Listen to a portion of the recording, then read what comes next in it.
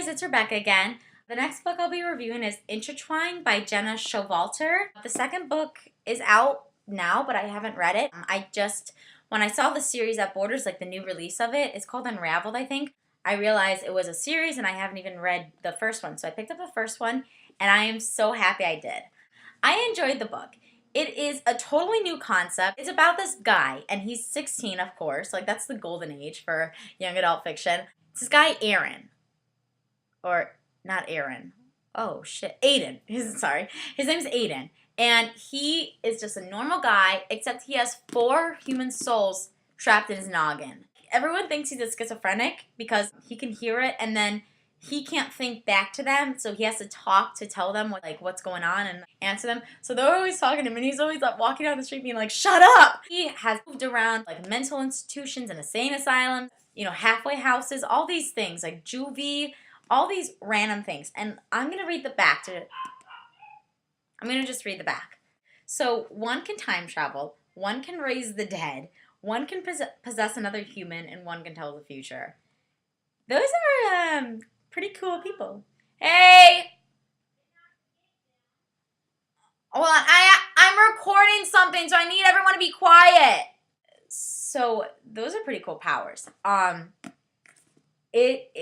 So they're trapped in his mind, so they don't have bodies of their own. And that's what he's pretty sure he thinks they are. They think that when he was born, he kind of sucked all these other people into him. They don't remember anything of their past. He kind of just is walking around with crazy people in his head that can do stuff. So if he passes, there's a scene where he passes a cemetery and one of the guys can raise the dead, which is really gross.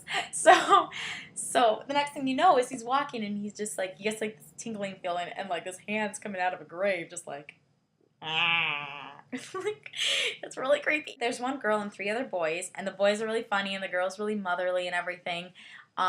They don't know what age they are though, but they don't really remember anything of their past. But he's not schizophrenic. He just has 4 people chilling inside of his noggin. I'm just gonna finish reading this thing. So everyone thinks he's crazy, which is why he spent his entire life shuffled between mental institutions and juvie. All of that is about to change, however. For months, Aiden has been having visions of a beautiful girl, a girl who carries century-old secrets, a girl who will either save him or destroy him.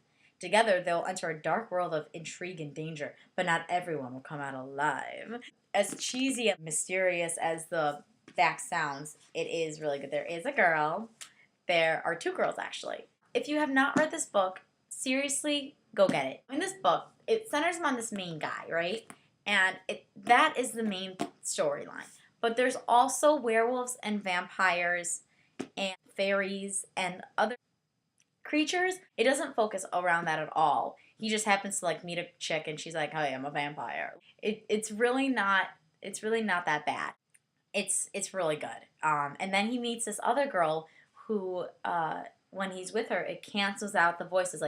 The voices don't talk when he's with her, so she kind of pushes it all away. If you have not read this book, go pick it up or put on your list or do some more research on it if you want. And if you have read this book, stick around to hear my thoughts on it. And I'm going to go into detail and there's going to be slight spoilers. I like this book a lot. I gave it 3 stars because it didn't really have that much of wow factor in it. But as I'm reviewing it right now, I'm kind of changing my mind a little. I kind of want to give it almost 4 stars maybe. I liked it a lot. I liked that it was so different, and Marianne, even though I thought they were going to be together at first, I'm happy that Marianne is with the wolf. I don't know his name. I forgot what his name was. I do know that he is funny and he's hilarious and he has that sense of righteousness. That's really cool.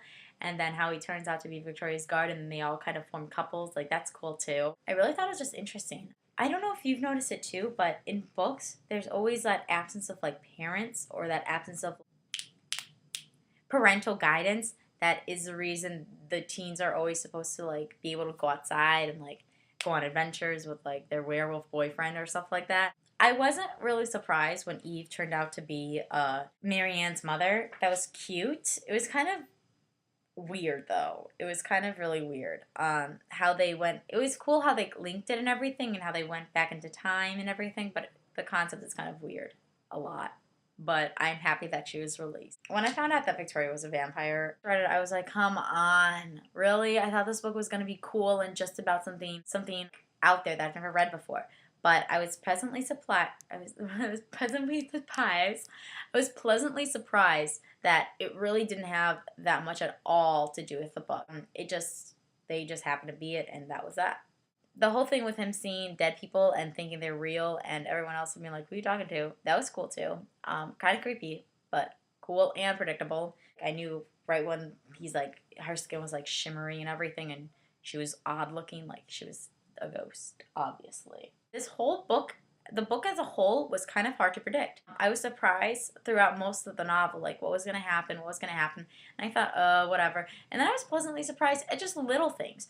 And honestly, the big things, when you have like a big scheme, sort of, it's kind of hard to hide it because you have to give details building up to it so it will make sense. So in that way, it is kind of hard to hide that whatever you're building up is building up, whatever. But it's the little things that count that were surprising, and it's like, whoa, cool. So it wasn't that easy to predict, and I like that. I like the challenge and being surprised and all that. Now my thoughts, the little details I had with the book, both good and bad, sort of, mostly bad. Marianne's character is very hard to relate to. The book is told by Aiden and Marianne's perspective off and on. And her character is one that I had a very hard time relating to. I don't know anyone else that has read this book, so I can't ask them. I'm asking you maybe if you guys have read this book. Did you guys relate to Marianne? Because, I mean, I care about school, but I'm not that crazy about studying and everything. And I don't think like her almost. She thinks very different to me. I'm not going to say odd. I kind of found her character a little odd, but maybe that was just me. The dialogue seemed really cheesy. Most of the book was a little cheesy. I'm not gonna lie, it was cheesy. But the dialogue, oh my god, sometimes it was just hard to turn the page because I didn't want to hear any of this mundane dialogue. I don't want to be too hard on the book, and I don't want to be hard on the author whatsoever because I did enjoy this book a lot. But the dialogue, I mean, seriously, it was not believable. Most of it was very cheesy. Most of it was really unreal, really. I never really thought that people would say that, maybe. I don't know, but stuff like that. The book itself was a little confusing. I kept waiting for the author to further explain some things, but she never really did. Hopefully in the next book we'll be, joined together. I will be reading the next book. It's Unraveled. It's out now. If you've read it, tell me like what to expect or what's good about it, or if you've liked it a lot. And any other thoughts, leave them in the comment section below. And I will see you guys next time.